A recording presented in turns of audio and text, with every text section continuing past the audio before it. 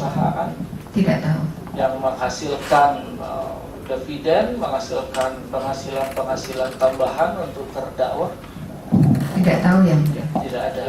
Ya itu yang mau saya tanya kaitannya dengan LHKPN tadi. Dilaporkan enggak itu oleh terdakwa ke KPK mengenai penghasilan tambahan itu? Kami tidak tahu. Tidak tahu saudara.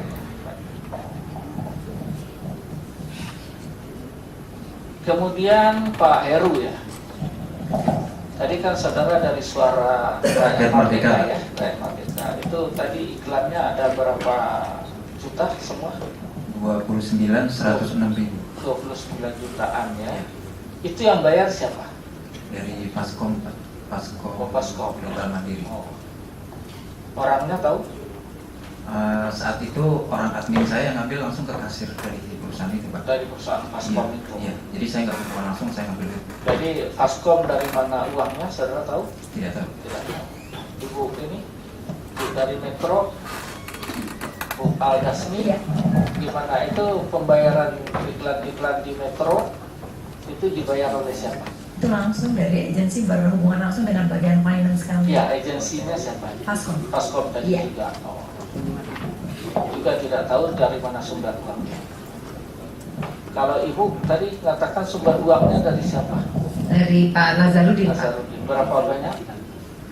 3,2 miliar. 3,2 miliar. Ya. Kalau yang 13 miliar itu yang mana? Awalnya Pak, awalnya kalian mengajukan proposal sebesar 13 miliar, kemudian ditawar menjadi sekitar 11 miliar kalau tidak salah. Tapi akhirnya terrealisasi hanya 3,2 miliar itu. Ya. Itulah yang dipakai untuk proses semua. promosi. Iya, bikin iklan, bikin Itu semua TV, semua media gitu. iya semua. Termasuk media radio, termasuk koran begitu. Nggak jadi nggak bisa pasang radio Pak, karena Apa saja? uangnya TV. kurang Pak. TV aja Pak. Oh, TV aja. Iya. Kalau yang di sini? Iya sama. Akhirnya itu kan terakhir Pak, setelah Mas Anas berhasil menjadi ketua umum Partai Demokrat, baru kita membuat iklan ucapan terima kasih Oh, itu aja. dan ucapan selamat. Lainnya utamanya TV aja. Iya, Berapa utamanya TV? TV. Metro dan Metro dan TV One. dua itu aja. Iya.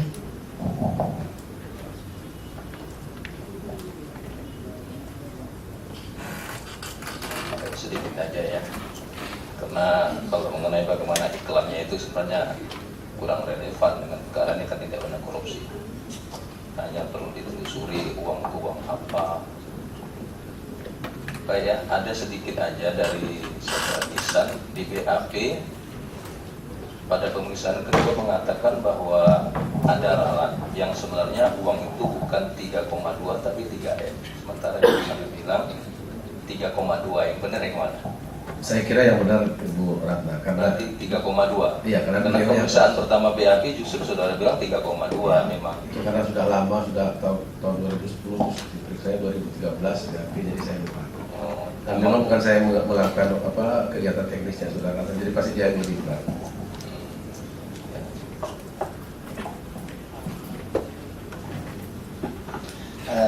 Saksi Ihsan ya. Tadi kan awalnya sudah ada saksi untuk pekerjaan pemenangan melalui iklan ini. Sudah ada saksi dikenalkan kepada Nazarudin oleh saudara terdakwa. Pada saat kalau dari berita acara saudara saksi ini nomor angka 9 ini di tengah-tengah pembicaraan saya bacakan, Anas menerima telepon dari seseorang. Anas menyampaikan kepada orang tersebut untuk datang ke Ritz-Carlton. Akhirnya orang tersebut datang dan mengenalkan oleh Anas kepada saya sebagai Nazar. Pada akhir pembicaraan saya dan Nazar bertukar nomor telepon. Nah, pada saat pertemuan di Ritz-Carlton, pada saat Nazar ketemu saudara, itu pembicaraannya membicarakan masalah apa pada waktu itu? Masalah umum saja. Sudah lama tidak ketemu dan ya lebih banyak diskusi-diskusi politik yang lazimnya kalau mantan aktivis bertemu. Wah, maksudnya kan Nazar di telepon oleh saudara terdakwa. Pada saat itu ketemu saudara kan, Mungkin tidak ada hubungan dengan saya, mungkin memang ada urusan mereka. Bukan mungkin, di sini tidak ada kata mungkin. Oke, Tidak ya, ada ya. saksi. Pada saat itu, sepanjang yang saudara saksi ketahui, pembicaraan bertiga itu mengenai masalah apa? Apakah ada membicarakan masalah pencalonan anak sebagai ketua umum? Tidak ada dan persis. akan menggunakan jasa saudara. Tidak persis begitu. Cuma setelah itu kira-kira saya perkenalkan dan setelah itu akan ada pertemuan. Tapi tidak persis akan membicarakan kongres, ketua umum dan sebagainya. Gitu. Pembicaraannya umum saja. Kemudian di BAP saudara juga ada mengenai pembayaran ya, yang 3 miliar atau 3,2 miliar. Itu kan ditagihkan kepada perusahaan Nazar. Keterangan saudara saksi seperti itu. Nah, sepakatan saudara perusahaan Nazar itu perusahaan apa ya? Saya tidak tahu persis. Tidak tahu. Nah, bagaimana saudara bisa memberikan keterangan bahwa yang membayar adalah perusahaan Nazar? Iya, karena menurut laporan dari partner saya, saudara Ratna, bahwa mereka menagihnya diminta oleh tim sukses itu untuk menagihnya kantor saudara Nazar. Apakah saudara saksi tahu dari pihak saudara yang melakukan negosiasi harga? Saudara Ratna dan tim. Bukan Saudara saksi tidak tahu. Tidak. Dari Dalam negosiasi 13 kemudian menjadi 11, Tidak. tidak tahu. Saya serahkan semua kepada mereka karena mereka lebih menguasai. Nah, tadi kan ada proposal nih. Iya, iya. Kalau sebuah perusahaan periklanan, tadi perusahaan periklanan ya. Kurang lebih image consultant. Nah, seperti itu apakah dalam peraturan di perusahaan saudara itu apakah ada semacam perjanjian kontrak apabila mendapatkan klien seperti halnya dengan terdakwa ini misalnya? Longgar saja Pak, karena perusahaan kecil ya longgar saja, tidak ada bahwa harus segini persentase, longgar tergantung dalam perkembangan saja. Enggak, tapi umumnya bagaimana?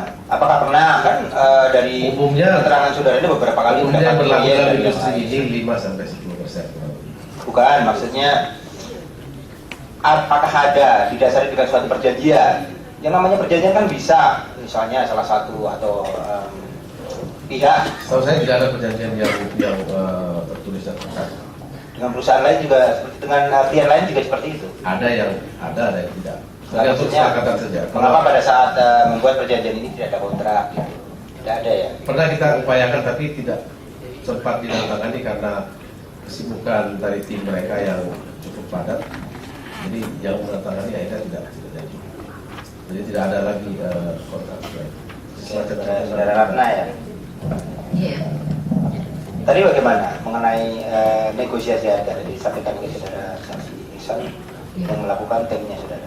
Ya, jadi awalnya kami kan mengajukan 13 miliar, kemudian dinegosiasi oleh Mbak Enji sama Pak Rahmat kalau nggak salah ya di sensi. Akhirnya disepakati angka 11 miliar. Waktu itu proposal saya hanya tanda tangan diparaf di angkanya 11 miliar gitu. Pada saat kami mengajukan kontrak tidak ditandatangani, tidak sampai ditandatangani kontrak itu, akhirnya hanya berjalan di pembayaran di 3,2 miliar. Selanjutnya nggak pernah dibayar lagi. Ya kami juga nggak bisa menagihkan selanjutnya karena memang kontraknya tidak ada. Nah itu kan di proposal kan ada berbagai macam jenis kegiatan yang saudara Ya. tawarkan kan. Ya. Bagaimana kemudian saudara bisa memilih pada akhirnya hanya 3 miliar untuk kegiatan yang itu saja? Ya karena kita kan ada Nah, maksudnya apakah diputuskan dari dua pihak atau itu inisiatif saudara untuk mengambil kebijakan dengan menampilkan yang seperti yang ditayangkan oleh JPU tadi? Ya, jadi gini Pak, kami kan ada fasenya. Nah, pada saat ada satu fase di mana kita sudah hitung ini sekitar nilainya sudah 3 miliar, kemudian tidak ada pembayaran lagi, ya kami sudah hentikan, tidak melakukan apa-apa lagi setelah itu. Ya. Kemudian untuk pengambilan uang tadi kan saudara saksi sampaikan Ya. bahwa itu di warung Kunjit. Nah, Iya. itu di perusahaan apa? Di kantornya Pak Nazar Pak, ada satu gedung. Ada satu gedung. Iya. Enggak, maksudnya perusahaannya Pak saudara saksi tahu? Enggak tahu persis Pak, karena waktu itu memang dia bilang ini personal. Nah, kemudian di kwitansi atau di bukti pembayarannya apakah mengatasnamakan perusahaan atau Enggak. apa? Atas nama pribadi Pak. Atas nama pribadi. Iya. Kemudian yang sekali lagi yang melakukan negosiasi harga dari pihak pemenangan tadi siapa? Mbak Enji sama Pak Rahmat. Oh, Enji sama Rahmat. Iya.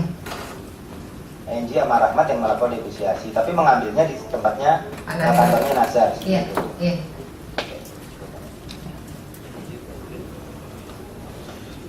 Dari majelis cukup, kami persilakan kepada penasihat hukum terdakwa ataupun kepada terdakwa. Kami silakan. Terima kasih Yang Mulia.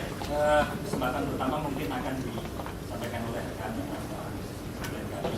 Tapi kami juga mohon izin jaksa untuk meminjam barang bukti itu untuk ditampilkan. Karena kan tentu kaitannya dengan pertanyaan-pertanyaan ini. Kita tolong Terima kasih. Yang ditayangkan tadi. Ya, Ya, silakan ditayangkan lagi, saudara penuntut umum. minta tolong Pak Jaksa.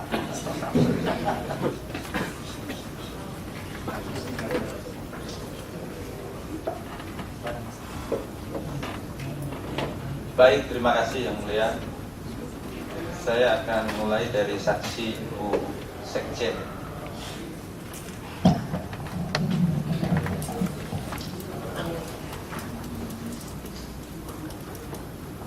Ibu Sekjen tadi menyampaikan bahwa sebagai anggota DPR saya diambil sumpah ya, dilantik atau diambil sumpah tanggal 1 Oktober 2009. Betul Bu ya? Nah, terkait dengan itu pertanyaan saya pada saksi, masa jabatan dari anggota DPR periode sebelumnya itu sampai tanggal berapa? 1 Oktober juga? 30 September. 30 September ya. Jadi sampai tanggal 30 September 2009. Ya. Baik. Jadi sebelum 1 Oktober itu masih periode jabatan anggota DPR sebelumnya ya. Betul begitu Bu ya? Jadi saya jadi anggota DPR, punya kewenangan jadi anggota DPR itu sejak tanggal Setelah pada saat disumpah pada 1 Oktober pada 2009. pada 1 Oktober 2009. Betul ya? Dari data Ibu tadi juga disampaikan bahwa saya mengundurkan diri tanggal 26 Surat Bapak tanggal 26 Juli 2010, tetapi Kepres pemberhentian baru keluar tanggal 21 Agustus tahun 2010. ya, karena proses itu ya Bu ya. Proses, jadi Kepresnya baru terbit tanggal 21 Agustus 2010 Ibu ya. Baik. Kemudian yang kedua, berdasarkan ketentuan undang-undang, kalau seseorang belum dilantik dari anggota DPR, apakah punya kewenangan sebagai anggota DPR? Tidak. Tidak ya. Kalau seseorang sudah mengundurkan diri jadi anggota DPR, apakah punya kewenangan melekat sebagai anggota DPR? Tidak. Baik.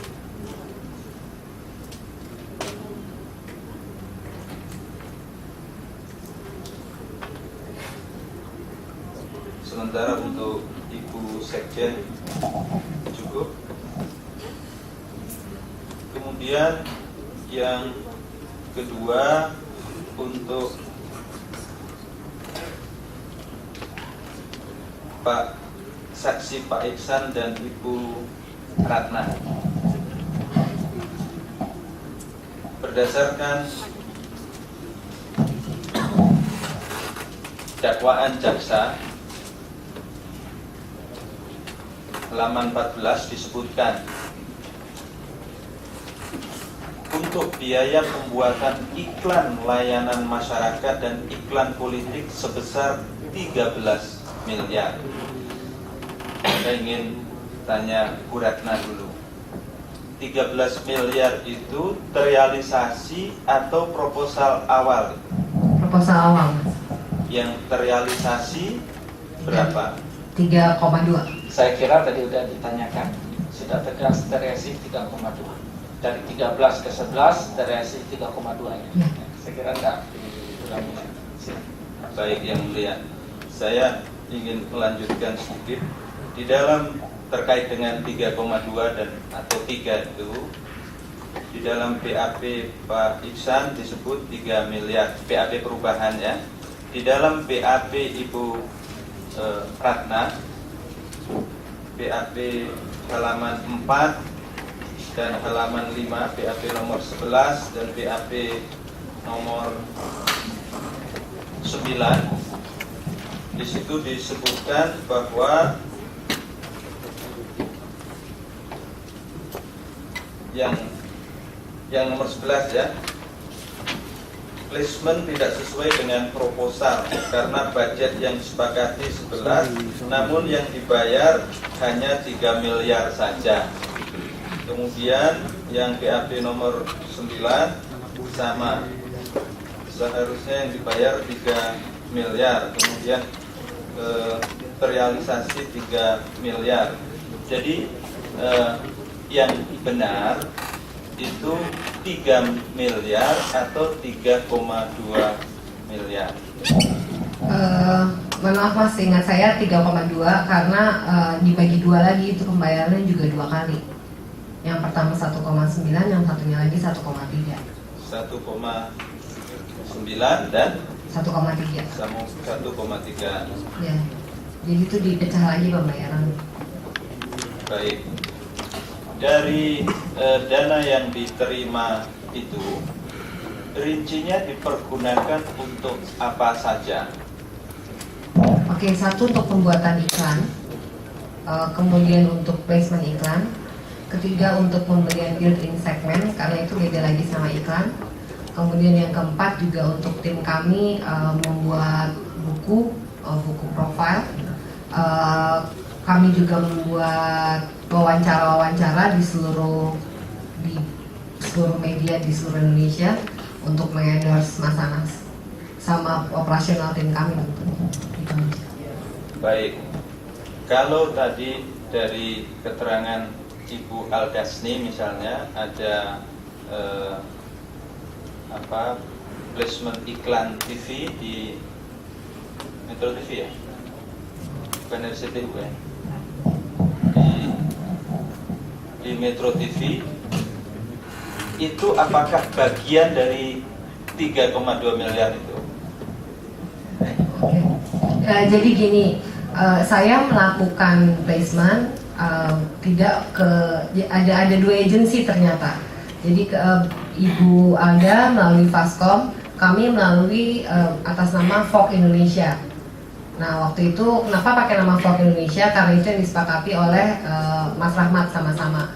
Jadi kita masukinnya kan kalau untuk booking untuk placement iklan, kalian harus punya nama brand. Nah brand yang dimasukkan adalah Vogue Indonesia. Jadi dari kami ada placement, dari Bu Alda juga ada placement. Jadi beda lagi. Baik. Tapi nilainya dari yang 3,2 itu. Itu total general dari 3,2 itu ya? Iya. Baik. Saya lanjut geser ke Pak Iksan. Di dalam proses persiapan sampai kemudian disepakati ada kerjasama gitu ya. Apakah berdasarkan prosesnya itu yang menentukan saya atau siapa? Saya kira bahkan saya pun tidak banyak terlibat, banyak tim kami dan tim Saudara Anas. Jadi bahkan kita tidak pernah melakukan rapat yang terkait dengan proposal tersebut. Jadi saya tidak pernah ikut terlibat urusan. Sehingga saya tidak.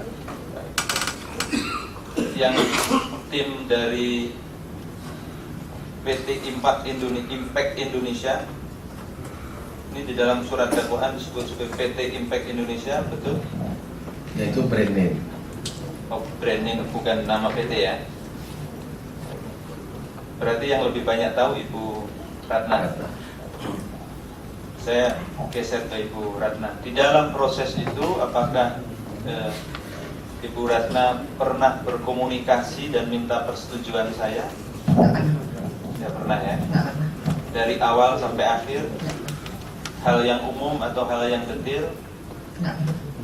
Baik. Kemudian saya bergeser ke Ibu Aldasni sebentar ya.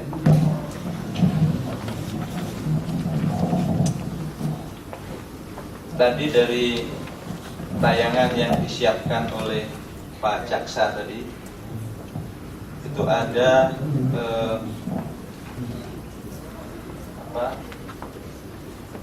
headline news ya. Ya, headline news itu di dalam data Ibu Aldasni disebut sebagai apa? Sebagai iklan. Iklan ya? Iya. Biayanya berapa? Biayanya saya lupa Mas, karena itu ada beberapa tanggal juga. Beberapa tanggalnya. Baik.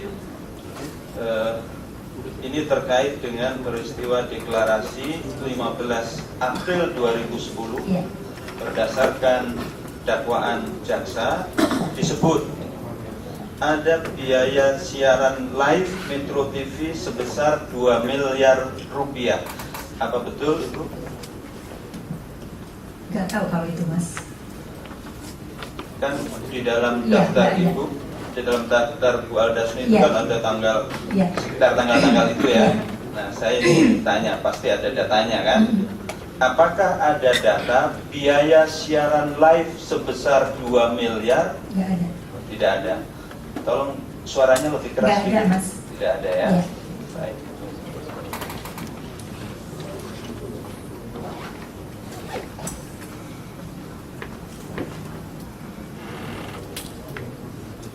Apakah ada siaran live yang lain yang dilakukan Metro TV yang berbiaya besar 2 miliar? Nggak ada.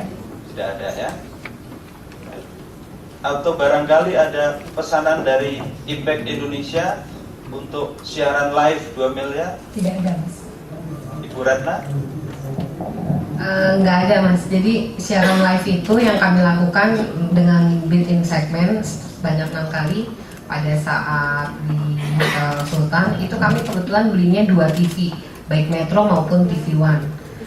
Kenapa? Karena seperti yang tadi saya sampaikan adalah untuk melakukan pembedaan dengan kandidat yang lain. Kalau kandidat yang lain kan itu ada 2 jam penuh, kami nggak Pak, karena budgetnya cuma sedikit. Jadi yang bisa kami lakukan adalah built-in segmen, hanya mengambil di tempat-tempat yang penting aja dari persiapan, masuk, pidato, penutup, itu aja. Jadi kalau kandidat lain live siaran 2 jam penuh gitu Ya. Baik. Saya geser ke Pak Iksan.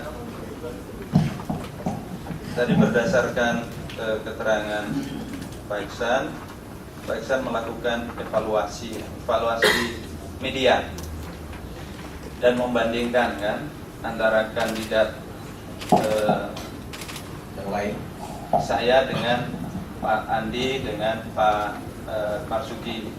Bisa dijelaskan evaluasinya seperti apa dan Ya, biasanya kalau kita bertemu dengan seseorang itu, kalau misalnya tokoh publik, kita akan kasih lihat semacam tanda petik audit, itu audit komunikasi. Ya, karena waktu itu sudah muncul di masyarakat dan terlihat jelas di berita bahwa akan bertarung 3 orang, tapi penampilan publiknya jauh Saudara Anas dibandingkan terutama Saudara Andi Balarangan dan calon yang lain. maksudnya jauh itu bisa dijelaskan di persidangan? Tidak terlalu sering muncul, tidak sesering mereka. Bahkan waktu itu belum ada mungkin. Belum ada ya. Itu sebelum deklarasi atau sesudah deklarasi? Sebelum deklarasi. Baik. Kalau menurut penilaian berdasarkan keahlian dan profesionalisme Pak Iksan dari sisi komunikasi politik, mengapa 2 kandidat yang lain ini lebih tadi ada istilah gegap gempita? Saya nggak tahu, mungkin konsultannya inginnya begitu. Kan sebetulnya kan profesi konsultan itu tidak merubah seseorang, tapi mencari best of him atau her. Jadi yang kami lihat dari Saudara Anas kan penampilan yang lebih lembut dan sederhana, sehingga itu harus muncul dalam komunikasinya. Kan tidak mungkin komunikasi itu berbeda antara yang real dengan yang akan dicitrakan. Barangkali orang yang lain akan Kan sebaliknya berbeda. Kami tidak tahu, dan itu bukan urusan kami. Urusan kami adalah bagaimana membuat figur Saudara Anas bisa muncul apa adanya seperti yang selama ini dikenal oleh orang-orang dekatnya. Dan itu diproyeksikan lewat kenapa memakai televisi, kenapa memakai media lain, kan itu untuk memproyeksikan kepada calon pemilih atau peserta kontestasi nanti. Apakah sepengetahuan saudara saksi, kalau pemberitaan atau covering media tampil ke publik itu gegap gempita, itu punya konsekuensi terhadap biaya? Bisa ya, bisa tidak. Bisa ya kalau memang betul-betul itu masuk dalam area komersial basis, misalnya masuk jadi iklan dan sebagainya. Tapi bisa juga tidak kalau itu di-create sebagai berita. Nah, artinya media akhirnya memuat karena tertarik dengan orang atau topik tersebut. Setahu saudara saksi, di dalam proses pencalonan itu sampai kemudian pemilihan, siapa calon yang paling banyak iklannya? Kalau berdasarkan evaluasi kami di tim, ya kelihatannya Andi Malarangeng yang cukup banyak dan hampir merata di banyak televisi. Itu penilaian awal. Setelah itu siapa? Setelah itu mungkin antara Anas dan Basuki Ali hampir berdekatan, tidak terlalu jauh. Tapi saat sudah berlangsung program kita. Baik, saya geser dulu sedikit ke Pak Heru ya. Pak Heru ya. Ya, Pak. Rakyat Merdeka. Ya. Tadi Pak Heru menyampaikan atas pertanyaan jaksa bahwa tanggal 21 Mei ada iklan ucapan 25 Mei ya. 25 Mei 2010 ya. Ya. Ada iklan ucapan selamat untuk Anas gitu ya. Ucapan terima kasih sebagai tim dan ucapan selamat menjadi ketua umum. Baik. Yang memasang siapa? Saya dikontak dengan PT Faskom. Faskom ya. Ya, nanti dulu. Kalau iklan ucapan selamat dan ucapan terima kasih itu dalam kategori iklan, itu iklan saya atau iklan Faskom? Di situ sih ada tertanda yang mengucapkan sih Pak. Jadi ada yang mengucapkan dari pihak Faskom dan Impact. Yang mengucapkan pihak Faskom dan Impact. Ya. Baik. Kalau yang masang iklan ya, yang adalah yang mengucapkan, itu tanggung jawab iklan pada saya atau pada yang memasang? Yang mengucapkan Pak. Yang mengucapkan ya. Jadi iklannya Faskom dan Impact maksudnya. Iya. Baik. Jumlahnya berapa tadi? Saya agak lupa. 29.106.000. 29 juta ya. Baik. Berdasarkan dakwaan jaksa pada halaman 14 disebutkan untuk biaya komunikasi media Jawa Post Group atau Rakyat Merdeka pada bulan April 2010 sebesar 8.500.000.000 rupiah. Apakah pernah ada iklan ke Rakyat Merdeka sebesar 8.500.000.000 rupiah? Tidak ada. Kurang jelas. Tidak ada. Oh, tidak ada ya. Jadi tidak pernah ada itu ya iklan. Iya Pak. Baik. Yang ada iklan Faskom tadi, iya, yang 29 juta ya. Iya. Baik.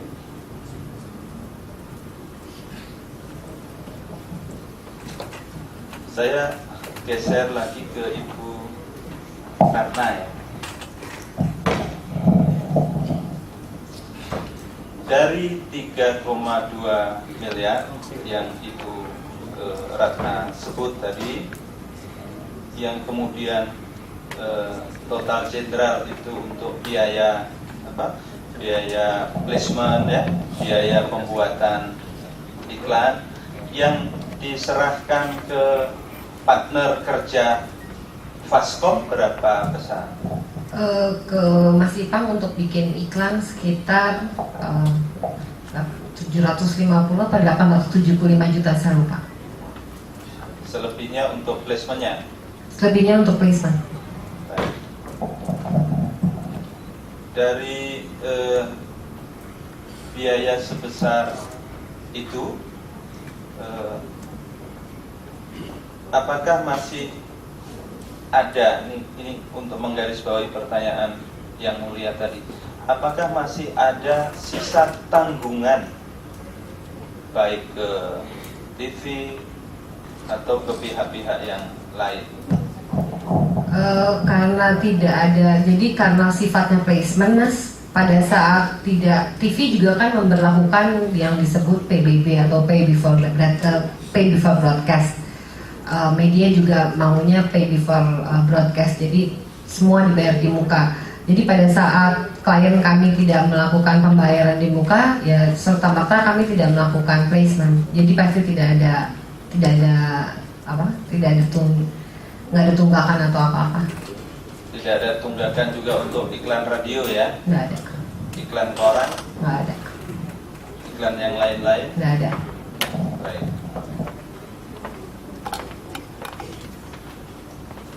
Untuk sementara dari saya cukup, kemudian barangkali dari Ya, silakan dari penasihat.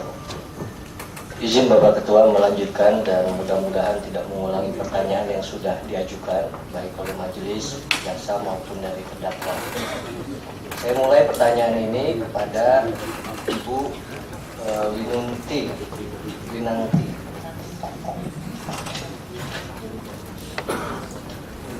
Ibu Winantuning Tiastuti. Saya mohon izin memanggil Ibu saksi saja, nggak apa-apa ya Bu ya.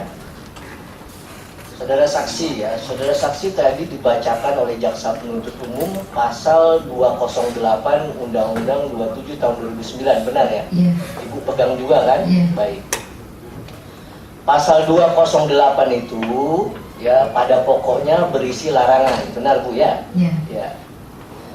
Pertanyaannya Ibu saksi ya, setahu saudara sebagai saksi selama menjabat sekjen ya, apakah terdakwa ini